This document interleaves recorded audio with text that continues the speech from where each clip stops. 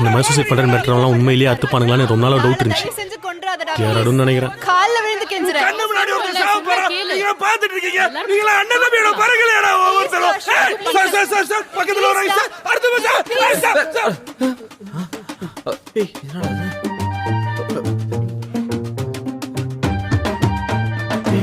என்னடா இது?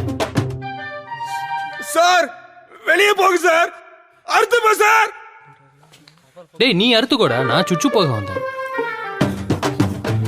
மச்சான் ரெஸ்யூம் அனுப்பிச்சு விடுறா, வேலை வேணும்னு கேட்டிருந்தியே. ஒரு ஓப்பனிங் வந்திருக்கு, லைன்லயே இரு, அப்பாயின்மெண்ட் இப்பவே கிடைச்சாலும் கிடைச்சிரும். தெரியும்ல, கழுத்தெல்லாம் அறுத்துக்கிட்டா உடனே சாக மாட்டாங்க, கொஞ்சம் லேட் ஆகும். எப்படியும் வெளியே இருக்கிறவனுங்க வேற எவட்டையாவது ஸ்கோர் பண்ணுறதுக்கு உன்னை கொண்டு போய் ஹாஸ்பிட்டலில் சேர்த்துருவானுங்க. நீ கரெக்டாக கட் பண்ணிக்கிட்டேன்னா பரவாயில்ல. நடுக்கத்தில் நரம்பை மாற்றி நறுக்கினேன்னு வச்சுக்கோ, கை கால் மட்டும் விளங்காமல் போக சான்ஸ் இருக்கு. அப்புறம் நீ சுச்சு போகணுன்னா இந்த மாதிரி நின்றுட்டுலாம் போக முடியாது.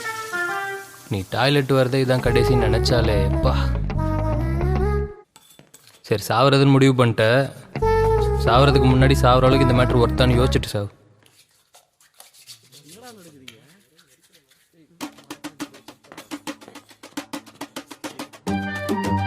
சார் இப்போ மட்டும் ஒத்துக்கலன்னா கலாய்ச்சே கொண்டுருவானுங்க சார். இப்போ என்ன சார் பண்ணுறது? இப்போ நடிச்சல்ல, அதை விட கொஞ்சம் எக்ஸ்ட்ரா நடி.